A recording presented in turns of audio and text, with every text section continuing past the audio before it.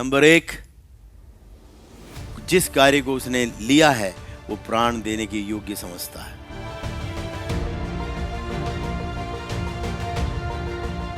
आमीन। दूसरा क्या है? क्या बोला मैंने अभी? अपने आराम को त्यागने के लिए। मेरे प्रियो, उत्तमता की अवस्था को परमेश्वर को पाना है, अगर एक महानता ग्रेटनेस में जाना है, तो ऐसे ही चलते हुए आराम से, जब मर्जी सोए, जब मर्जी उठे, जब मर्जी कुछ कर लिया, जब नहीं किया, नहीं, ऐसे होने वाला नहीं है। मन को भाया तो छोड़ दिया, मन को नहीं भाया तो मैंने अपना थाम लिया। नहीं मेरे प्रियो, इस तरह से उस महानता का, एक उत्तमता का भाग हमारे भीतर प्रकट नहीं होगा।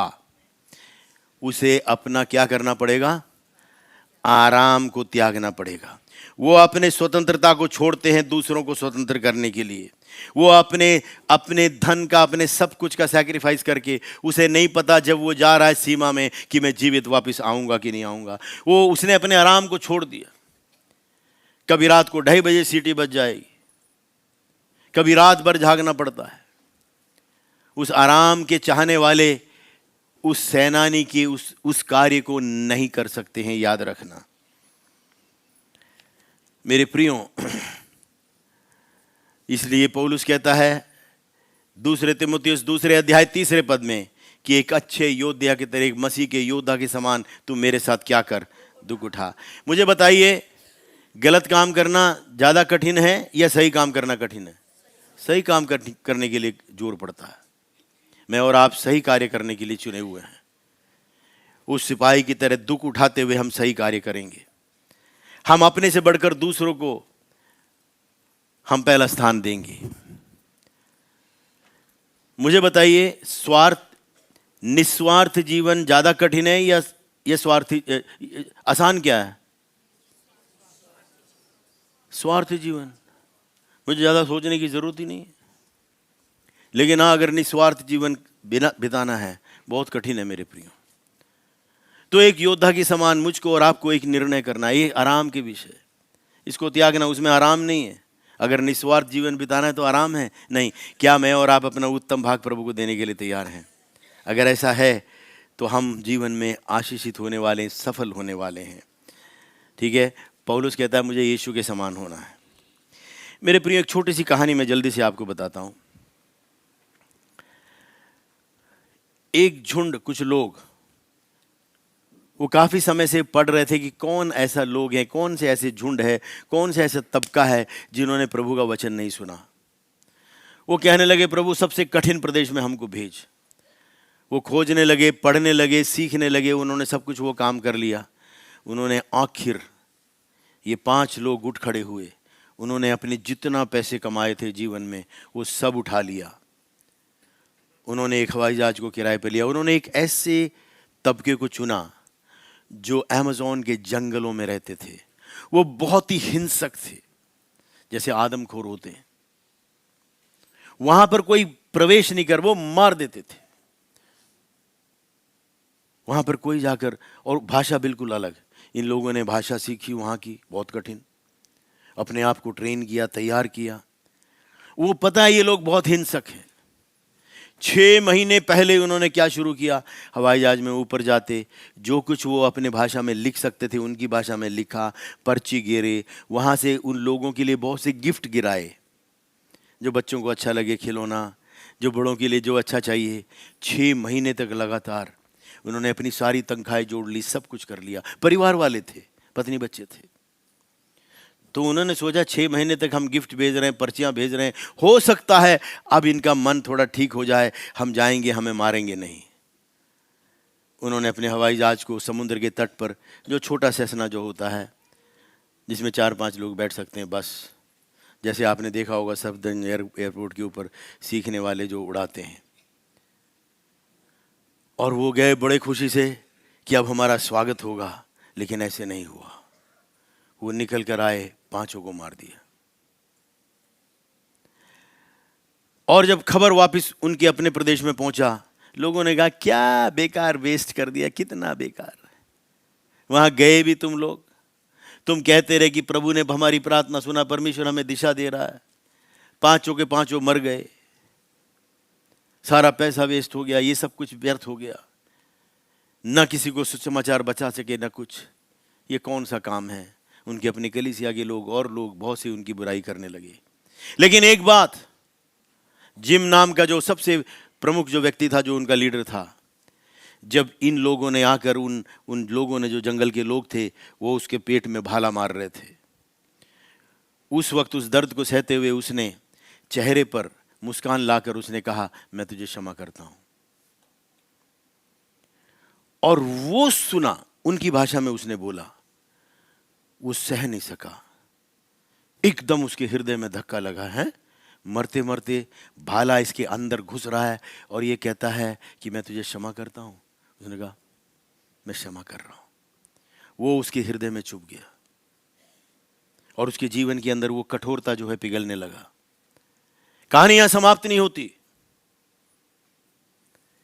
इसके साल 1.5 साल बाद इन 5 के पत्नी और बच्चे तैयार हो गए कि हां, हमारे हस्बैंड्स मर गए, इनके पिता मर गए, लेकिन हम जाएंगे। वो सारे पहुंच गए। इतने समय में परमेश्वर उनके हृदय में कार्य कर रहा था। जब ये लोग पहुंचे, उन लोगों ने कहा, जिनको हमने मारा उनके पत्नी बच्चे भी आ गए, इन्होंने प्राण की चिंता नहीं की। इसका मतलब इनके पास कुछ ऐसा है जो इतना सब भी करने के बाद ये कुछ हमसे चाह रहे हैं, जो हम तक पहुंचाना चाह रहे हैं। जो उनका सबसे बड़ा उस जंगली, उस तबके का जो मुखिया था, वही था जिसने उस जिम के पेट में भाला फूंका था। उसका नाम था मिंखियानी। उसने अपने प्राणों को प्रभु को अर्पित किया, उसने यीशु को ग्रहण किया। और ये बेटा जिम का, उसने उस दिन से वहां जाकर, वो भी अपने मां के साथ गया था, उसने अपना मुंह बोला, उसने उसे पिता बना लिया। जिसके पिता को जिसने खत्म किया, उसके जवान बेटे ने उसे पिता कर कर मान लिया। और ये लोग फिर वहीं रहे, उन्होंने प्रभु का वचन उन तक पहुंचाया और उस तबके में बड़ा कार्य हुआ। मैं पूछता हूं, क्या मैं और आप अपने आराम को छोड़ने के लिए तैयार हैं? क्या मैं और आप अपना उत्तम भाग उस यीशु को देने के लिए तैयार हैं, जिसने मेरे और आपके लिए अपने प्राण को दिए हैं? ये मामला कहानी सुनने में है, ये ऐसा नहीं है मेरे प्रियो। यीशु ने मेरे और आपके लिए अपने प्राणों को दिया। क्या मैं और आप अपने आराम को छोड़ने के लिए तैयार हैं? क्या जिस कॉज के लिए, जिस उद्देश्य के लिए प्रभु ने हमको बुलाकर अलग किया है, क्या वो प्राण देने योग्य है? मेरे प्रियो, अगर आज ये देश स्वतंत्र है, लोग बैठे हैं, हजारों सैनिकों ने, सिपाहियों ने अपने परिवार की, अपने जीवन की परवाह ना करते हुए अपने देश के सरहदों पर अपने प्राणों को दिया है। आमीन। और वहां पर ठंड में, गर्मी में, उधर लोग सिपाही पहरा देते हैं, जिसके कारण मैं और आप सुरक्षित अपने घरों में रह सकते हैं। क्या हम परमेश्वर के धन्यवादी हैं उनके लिए?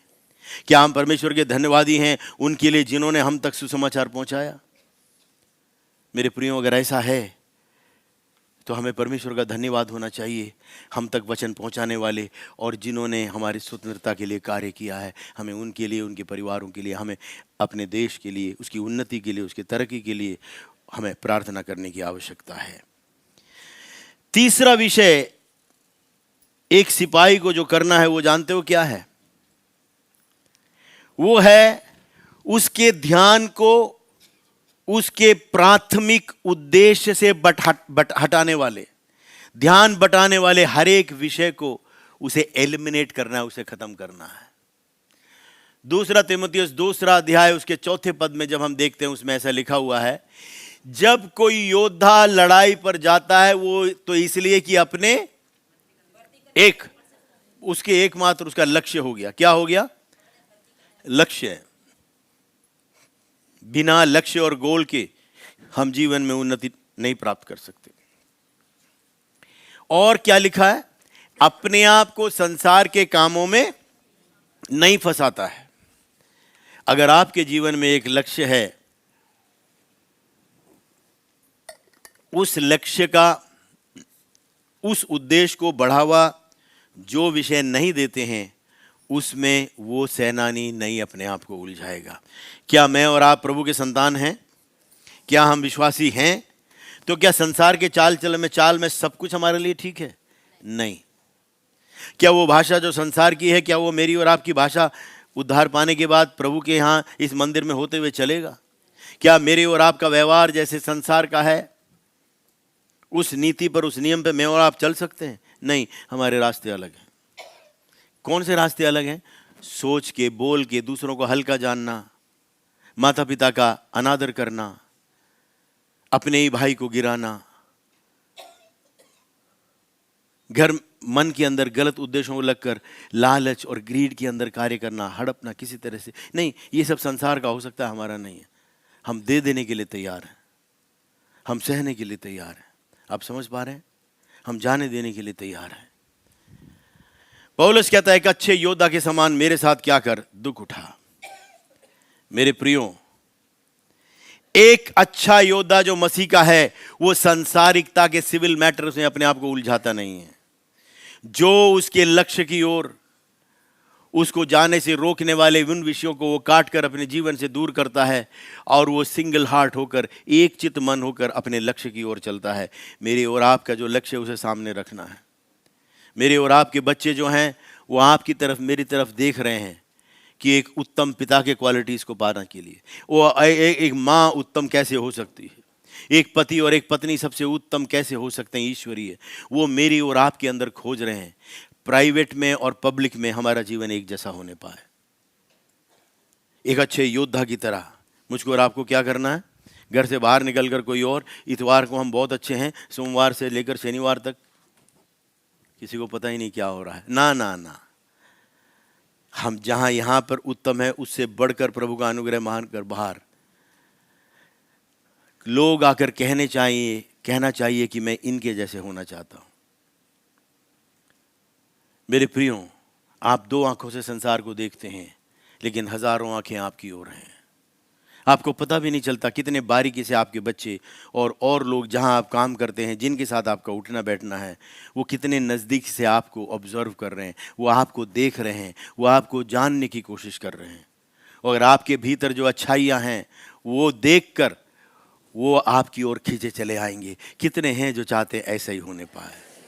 चाहे मैं अपने मुंह से अपनी प्रशंसा ना करूं, लेकिन मेरे जीवन शैली, मेरे चाल चलन उसके परिभाषित करने पाए।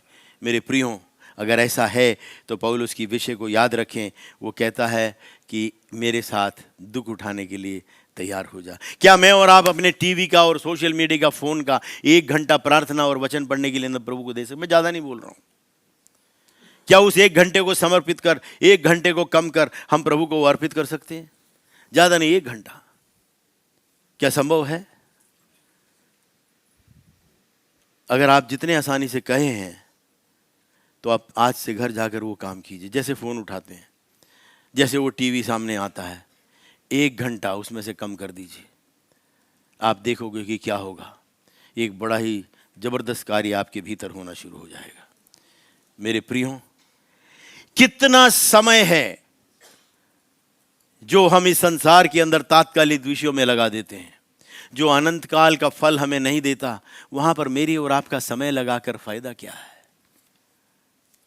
ये सारी चीजें जो इस पृथ्वी की हैं वो चले जाएंगी। कमाई करना बहुत अच्छा है, हर एक चीज बहुत अच्छा है, थोड़ा बहुत एंटरटेनमेंट होना चाहिए, लेकिन अगर केवल वही है तो फिर जीरो ही जीरो हैं। और वो एक डंडा जो लगता है, जिसको 1 लाख बनाता है, अगर वो नहीं है तो बाकी जीरो रह जाएंगे। इसलिए जीवन के अंदर जो मेरी प्राथमिकता है, जो वजनदार विषय हैं, जो चिरस्थायी विषय हैं, आज से उस विषयों के लिए अपने आप को समर्पित करें। उसके साथ दुख उठाना, उसके लिए सही जीवन बिताने का, और जो ईश्वरीय जो चरित्र और स्वभाव है, प्रभु यीशु जैसा मन लेकर हमें प्रायोगिक रीति से इस पृथ्वी पर जीना है, तो थोड़ा टाइम लगता है, थोड़ा परिश्रम लगता है। पहले कुरिन्थियों 9वां अध्याय 24 से 27 तक लिखा है कि एक खेल के मैदान में बहुत से तो उतरते हैं, लेकिन इनाम कितनों को मिलता है? एक ही को है। उसके अगले को देख, दौड़ते सब है, इनाम एक ही ले जा। लेकिन ऐसे दौड़ो कैसे हैं? जीतो। मेरे प्रियो, अगर मुझको और आपको जीतना है तो जो हमें इधर उधर उलझाने वाले विषय हैं उससे हमको हटाना है। मैं भी एक धावक था, एथलीट था, और बहुत सीरियसली मेरा लक्ष्य था कि मुझे वर्ल्ड यूनिवर्सिटी तक पहुंचना है। और एक छोटा सा, इतना सा पंजाब में जो मेरे साथ में स्पोर्ट्स कॉलेज के थे वो सब मेरे से दुगने थे। कोई 6 फुट 9 इंच है, कोई 6 फुट 6 इंच है, 6 फुट 2 इंच है। अगर वो मेरे से हाथ मिलाएं तो मेरे 2 हाथ के बराबर उनके 2 हाथ होते, 1 हाथ होता था। लेकिन उससे मैं लज्जित नहीं हुआ, उससे मैं शर्मिंदा नहीं हुआ, क्योंकि कौन मेरे भीतर है। याद रखिए, मैंने पक्का कर लिया था, मैं दौड़ता था। मैं आपको बताऊं, मैं थूकता नहीं था क्योंकि एनर्जी वेस्ट हो जाएगी। एक तपस्या की तरह मैंने उस कार्य को पूरा किया। पढ़ाई के स्थान पे पढ़ाई करना ही था। मेरे मित्र बाहर जाते थे चाय पीने के लिए, बर्फी खाने, में उनके साथ नहीं जाता था। मैं 1976-75 की बात बता रहा हूं। मैं नहीं जाता था उनके साथ। मैं ज़्यादा बात नहीं करता था, कंपटीशन से पहले बात नहीं करता था। जहाँ कंपटीशन और सारे प्रोग्राम होने के बाद फिर ये वैकेशन आते हैं ना, छुट्टियों का समय, लोग आराम करते थे, मैं क्रॉस कंट्री लगाता था। मेरा कोच कहता था, देख इसे मजबूत करना है, तेरा वजन कम है, वजन बढ़ाना है, क्योंकि 100 मीटर के अंदर वजन चाहिए। मेरी लगन उसमें थी।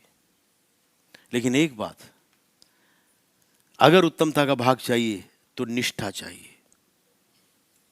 खिलाड़ी का विषय पौलुस ने बोला है। वो कहता है,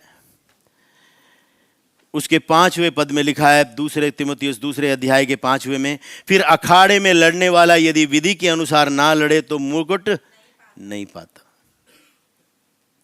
तो यह मुकुट का विषय है। अगर मैं और आप इस विश्वास जीवन को अगर आगे चलना है तो हमें जीतने के लिए, हमें पार लगने के लिए, यीशु के पास बहुतों को पहुंचाने के लिए, स्वर्ग को पृथ्वी पर स्थापित करने के लिए, उस स्वर्ग के अनुभव को जीवन में प्राप्त करने के लिए मुझको और आपको वही विश्वास का दौड़ दौड़ना है। उसके 6ठे पद को देखिए, उसमें लिखा है, ये किसान के विषय में लिखा हुआ है। 5वें पद में है, अखाड़े में जीतने के उससे मेरे को आगे चलना है। 1 कुरिन्थियों 9 अध्याय 24 से जब हम आगे पढ़ते हैं, उसके अंदर ऐसा लिखा हुआ है कि मैं हवा में मुक्के नहीं मारता हूं, एक उद्देश्य के साथ। बोलिए, मैं अपने आत्मिक जीवन में मैं जीतने के लिए ही मैं परिश्रम करूंगा। दुष्ट के प्रभाव को, उसके इन्फ्लुएंस को जीतने देने के लिए नहीं। मेरे प्रियो, मैं आपको एक बात बताता हूं, ये दुष्टता के प्रभाव आते हैं, बहुत से विचार आएंगे, हम क्षमा नहीं कर पाएंगे, हम सह नहीं पाएंगे, ये बहुत सारे विषय जो मुझे करना चाहिए। प्रभु कहता है, हाँ तू मेरे राज्य में इतना बो, उसके अंदर रोकने के लिए बातें आती हैं।